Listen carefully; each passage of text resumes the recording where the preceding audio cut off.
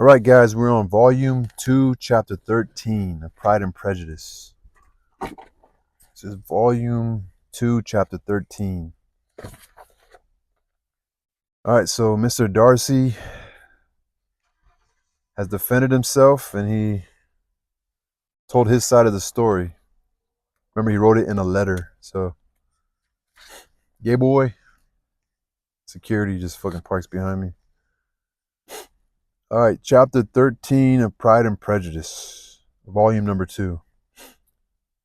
If Elizabeth, when Mr. Darcy gave her the letter, did not expect it to contain a renewal of his offers, she had formed no expectation at all of its contents.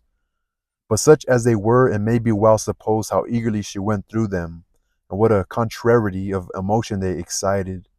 Her feelings as she read were scarcely to be defined. With amazement did she first understand that he believed any apology to be in his power, and steadfastly was she persuaded that he could have no explanation to give, which a just sense of shame would not conceal.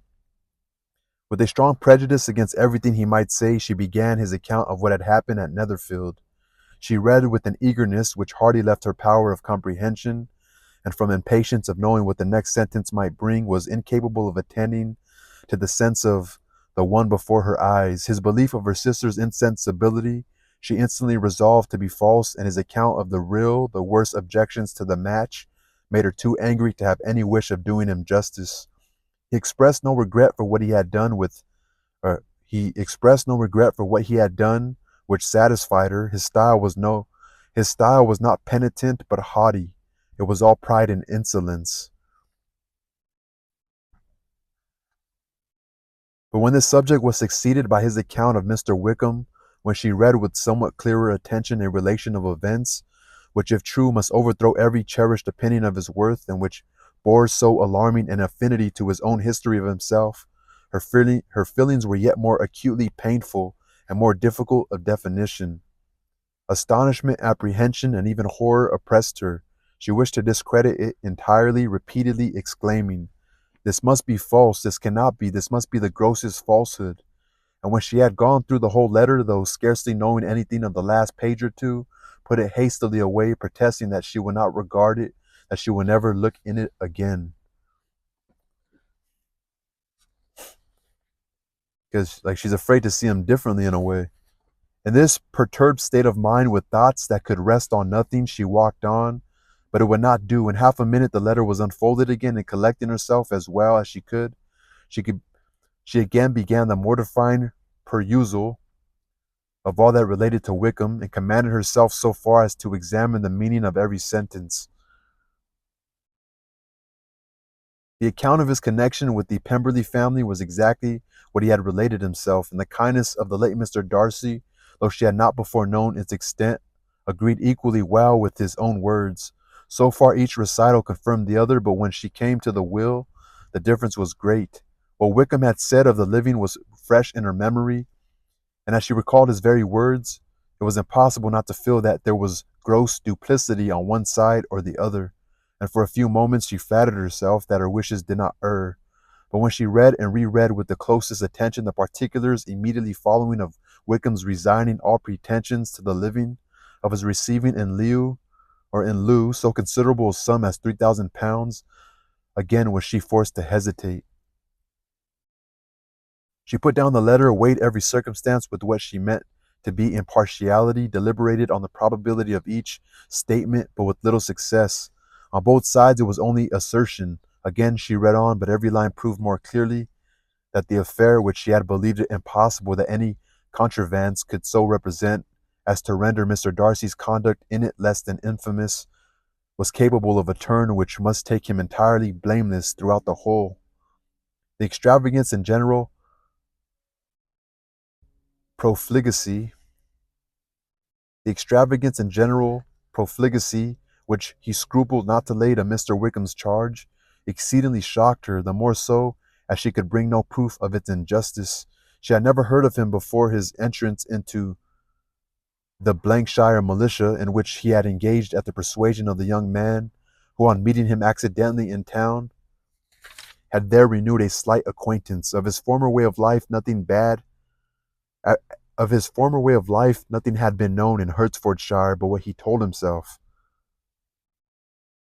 As to his real character, had information been in her power, she had never felt a wish of inquiring. His countenance, voice, and manner had established him at once in the possession of every virtue. She tried to recollect some instance of goodness, some distinguished trait of integrity or benevolence that might rescue him from the attacks of Mr. Darcy, or at least by the predominance of virtue atone for those casual errors under which she would endeavor to class what Mr. Darcy had described as the idleness and vice of many years' continuance. But no such recollection befriended her. She could see him instantly before her in every charm of air and address, but she could remember no more substantial good than the general approbation of the neighborhood and the regard which his social powers had gained him in the mess.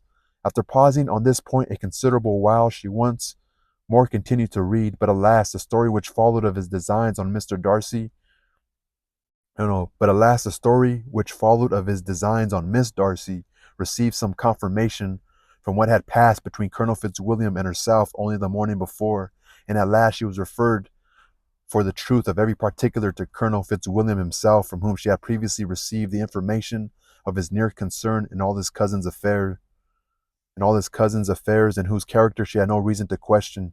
At one time she had almost resolved on applying to him, but the idea was checked by the awkwardness of the application, and at length wholly banished by the conviction that Mr. Darcy would never have hazarded such a proposal if he had not been well assured of his cousin's corroboration. She perfectly remembered everything that had passed in the conversation between Wickham and herself in their first evening at Mr. Phillips's. Many of his expressions were still fresh in her memory. She was now struck with the impropriety of such communications to a stranger, and wondered it had escaped her before. She saw the indelicacy of putting himself forward as he had done, and the inconsistency of his professions with his conduct. She remembered that he had boasted of having no fear of seeing Mr. Darcy, that Mr. Darcy might leave the country, but that he should stand his ground, yet he had avoided the Netherfield ball the very next week. She remembered also that till the Netherfield family had quitted the country, he had told his story to no one but herself, but that after their removal it had been everywhere discussed, that he had then no reserves, no scruples in sinking Mr. Darcy's character, though he had assured her that respect for the father would always prevent his exposing the son. How differently did everything now appear in which he was concerned. His attentions to Miss King were now the consequence of views solely and hatefully mercenary, and the mediocrity of her fortune proved no longer the moderation of his wishes, but his eagerness to grasp at anything. His behavior to herself could now have had no tolerable motive. He had either been deceived with regard to her fortune, or had been gratifying his vanity by encouraging the preference which she believed she had most incautiously shown. Every lingering struggle in his favor grew fainter and fainter, and in farther justification of Mr. Darcy, she could not but allow that Mr. Bingley, when questioned by Jane, had long ago asserted his blamelessness in the affair. That proud and repulsive as were his manners, she had never, in the whole course of their acquaintance, an acquaintance which she had latterly brought them much together and given her a sort of intimacy with his ways, seen anything that betrayed him to be unprincipled or unjust, anything that spoke him of irreligious or immoral habits, that among his own connections he was esteemed and valued, that even Wickham had allowed him merit as a brother, and that she had often heard him speak so affectionately of his sister as to prove him capable of some amiable feeling. That had his actions been what Wickham represented them, so gross a violation of everything right could hardly have been concealed from the world, and that friendship between a person capable of it and such an amiable man as Mr. Bingley was incomprehensible. She grew absolutely ashamed of herself. Of neither Darcy nor Wickham could she think without feeling that she had been blind, partial, prejudiced, absurd. How despicably have I acted, she cried. I who have prided myself on my discernment, I who have valued myself on my abilities, who have often disdained the generous candor of my sister, and gratified my vanity in useless or blamable distrust. How humiliating is this discovery, yet how just a humiliation! Had I been in love, I could not have been more wretchedly blind, but vanity, not love, has been my folly. Pleased with the preference of one, and offended by the neglect of the other, on the very beginning of our acquaintance I have courted prepossession and ignorance, and driven reason away. where either were concerned. Till this moment, I never knew myself.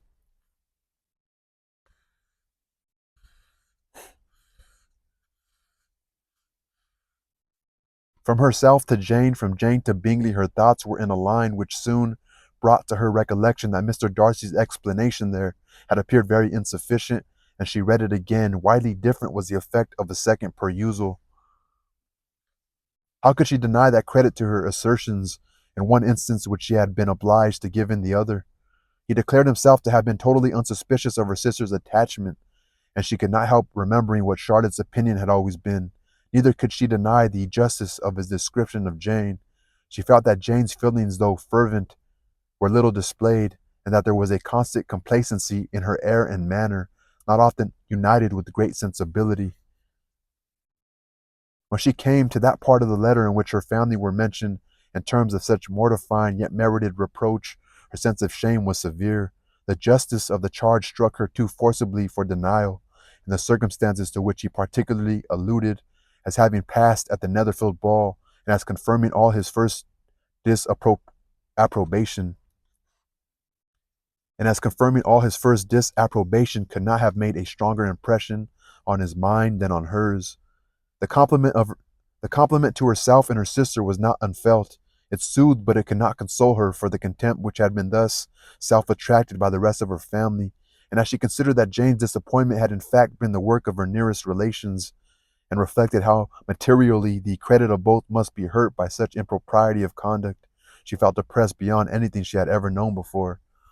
After wandering along the lane for 2 hours, giving way to every variety of thought, reconsidering events, determining probabilities, and reconciling herself as well as she could to a change so sudden and so important, fatigue and a recollection of her long absence made her at length return home,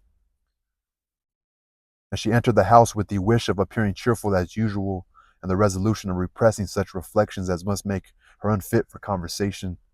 She was immediately told that the two gentlemen from Rosings had each called during her absence, Mr. Darcy only for a few minutes to take leave, but that Colonel Fitzwilliam had been sitting with them at least an hour, hoping for her return and almost resolving to walk after her till she could be found.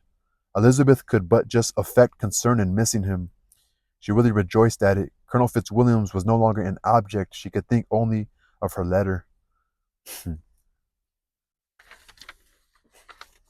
That might be a dilemma as well. It seems like Colonel Fitzwilliams has an attraction to Elizabeth.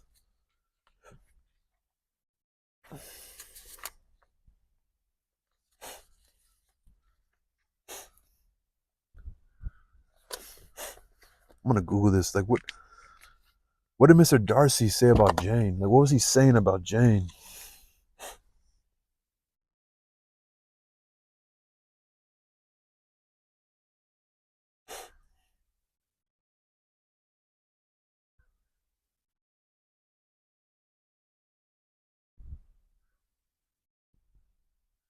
What did Mr. Darcy say about Jane to Elizabeth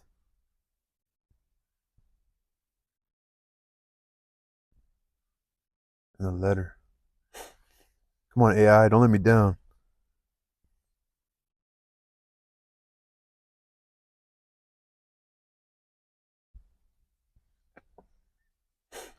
Okay, his letter to Elizabeth, Mr. Darcy admits to interfering with Mr. Bingley's relationship with Jane, stating that he believed Jane's affection for Bingley was not strong enough, and that he did not want Bingley to become involved with a family of lower social standing like the Bennets.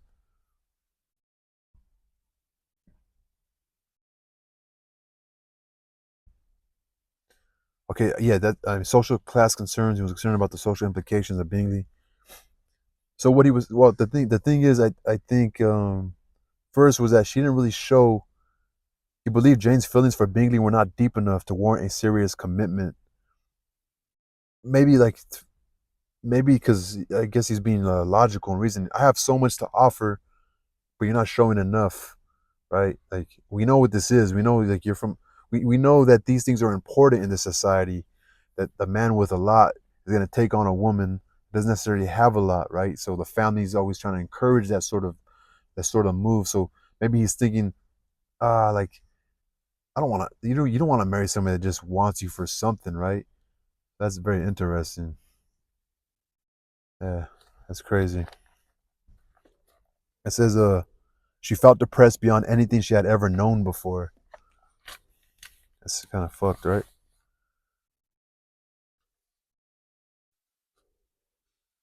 I'm gonna ask Mari, Professor Mari. I'm gonna talk to her about this. See what she says.